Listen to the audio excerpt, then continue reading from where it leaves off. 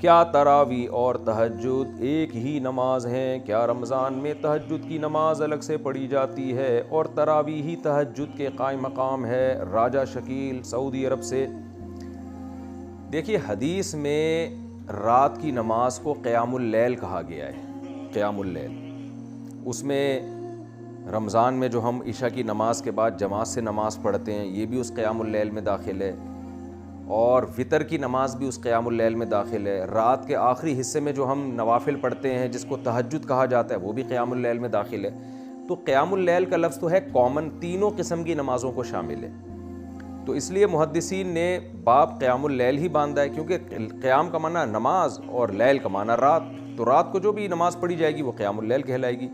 Specific یہ لفظ الگ سے ہمیں نہیں ملتا تراویح کا نبی صلی اللہ علیہ وسلم سے، لیکن لفظ کا ملنا ضروری نہیں ہے، اس لیے کہ بہت سے الفاظ حدیث میں نہیں ہیں۔ بعد میں اسلاف نے ان خاص عبادتوں کو خاص نام دے دیا آسانی کے لیے، کیونکہ ان کی ایک الگ پہچان تھی، جیسے سنت موقدہ اور غیر موقدہ۔ اب یہ ٹرم آپ کو حدیث میں نہیں ملے گی کہ نبی نے ہمیں بتایا یہ والی سنت موقدہ ہے اور یہ غیر موقدہ ہے، لیکن فقہا نے، اسلاف نے بعد میں یہ فرق کرنے کے لیے کہ بھئی یہ سنت عام سنتوں کی طرح نہیں ہے، اس کی زیادہ تاکید ہے، لہذا اس کو نام دے دیا سنت موقدہ کا۔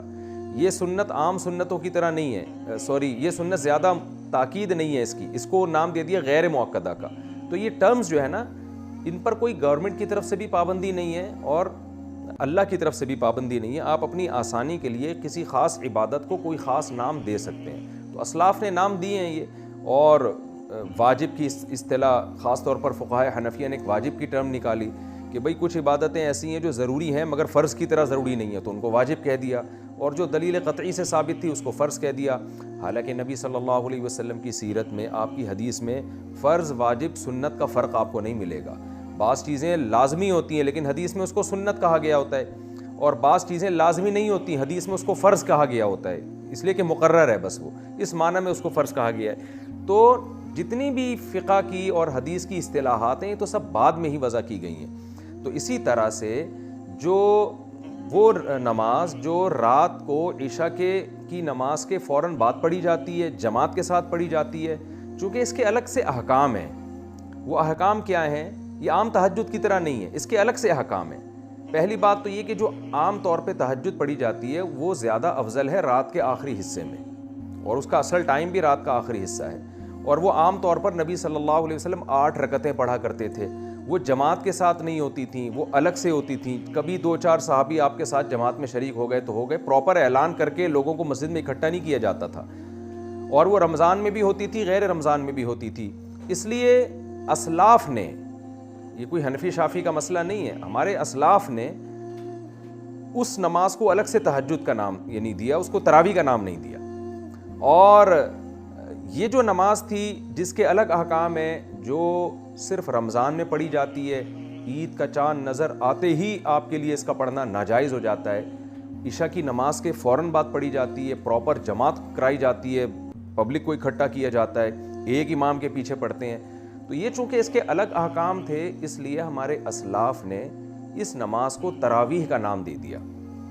تو اب جب نام دے دیا آسانی کے لیے تو اس نام کے استعمال کرنے میں کوئی حرج ہے نہیں، کیونکہ اس کے حکام بھی الگ ہیں، اس کے فقہی حکام بھی الگ ہیں، اور اس کے فضائل بھی الگ ہیں۔ یہ رمضان کے ساتھ خاص ہے، اور اس میں پورا قرآن ختم کیا جاتا ہے، قرآن مجید کا دور ہوتا ہے، کیونکہ رمضان میں نبی صلی اللہ علیہ وسلم حضرت جبریل کے ساتھ پورے قرآن کا دور کیا کرتے تھے، اور یہ حافظوں کے پیچھے پڑھی جاتی ہے۔ حضرت عمر رضی اللہ تعالیٰ عنہ کے دور میں لوگ اپنے اپنے طور پہ حافظوں کے پیچھے پڑھتے تھے، حضرت عمر نے سب کو ایک امام پہ جمع کیا۔ اس کی مخصوص رکعتیں ہیں جو چاروں ائمہ کے نزدیک کم سے کم 20 رکعتیں ہیں، تو اس لیے اس کو الگ سے نام دیا گیا۔ اور تواتر کے ساتھ 20 رکعتیں چلی آ رہی تھیں، تو تواتر بھی خود ایک دلیل ہوتی ہے کہ نبی صلی اللہ علیہ وسلم نے اگر یہ عمل نہیں کیا ہوتا تو امت میں یہ تواتر نہ ہوتا۔ اس کے پھر دلائل کیا، یہ میں مختلف کلپس میں ریکارڈ کروا چکا ہوں، اس میں زیادہ ڈیٹیل میں دوبارہ نہیں جاؤں گا۔ تو ہے یہ قیام اللیل ہی، لیکن ہمارے اسلاف نے اس کو الگ سے تراویح کا نام دیا، یہ بتانے کے لیے کہ اس کے احکام الگ ہیں۔ باقی اس کو تراویح کا نام اسلاف نے کیوں دیا؟ وہ اس لیے دیا کہ ترویحہ روح سے نکلا ہے، روح کہتے ہیں آرام کو، تو اسلاف میں یہ رواج تھا کہ 4 رکعتوں کے بعد تھوڑا سا ریسٹ کیا کرتے تھے، تو ان 4 رکعتوں کے ایک ترویحہ کہا جانے لگا۔ پھر ترویحتین دو یعنی 8 رکعتوں کو اور 8 سے جب زیادہ ہوں گی اور بہت زیادہ ہوں گی ان کو تراویح کہا جاتا ہے. تو اس میں یہ بھی پتہ چلتا ہے کہ اسلاف نے جو اس کو تراویح کا نام دیا، یہ نام خود اس بات کی علامت ہے کہ یہ 8 یا 10 رکعتیں نہیں تھیں، یہ زیادہ رکعتیں تھیں، تبھی تو اس کو تراویح کا نام اسلاف نے دیا. تو اس لیے قیام اللیل ہونے میں تو یہ سب ایک ہی نمازیں ہیں، لیکن ان کے احکام الگ الگ ہیں. احکام یہ ہے کہ یعنی ایک حکم تو یہ ہے کہ تراویح کی نماز جماعت سے پڑھی جائے گی. نمبر 2 عشاء کی نماز کے فوراً بعد پڑھی جائے گی. نمبر 3 ایک امام کے پیچھے پڑھی جائے گی، کیونکہ حضرت عمر نے سب کو ایک امام پہ جمع کیا، الگ الگ اماموں کے پیچھے نہیں ہوگی وہ. اور تیسری اس کی تعداد یعنی مخصوص تعداد میں ہے، جو چاروں ائمہ کے نزدیک کم سے کم 20 رکعتیں ہیں. اور سنت موقدہ ہے یہ، کیونکہ نبی صلی اللہ علیہ وسلم نے رمضان میں قیام اللیل کی بہت زیادہ ترغیب دی ہے. تو قیام اللیل کا سب سے پہلا مصداق وہی نماز ہوگی نا جو رمضان کے ساتھ خاص ہے. تو اس لیے جمہور علماء کے نزدیک یہ سنت موقدہ ہے. تو یہ سارے حکام ہیں اس وجہ سے اس کو الگ نام دیا. لیکن اگر کوئی نہیں دینا چاہتا نام تو وہ قیام اللیل کہہ لے، گورنمنٹ کی طرف سے کوئی پابندی نہیں ہے. ناموں میں کچھ نہیں رکھا، کام کو فوکس کرنا چاہیے. آپ یہ نماز پڑھ لیں، بے شک تہجد کہہ کے پڑھ لیں، قیام اللیل کہہ کے پڑھ لیں، کسی بھی نیت سے پڑھ لیں، لیکن پڑھ لیں. اصل چیز ہے پڑھنے کو فوکس کریں، ناموں میں الجھے نہیں زیادہ.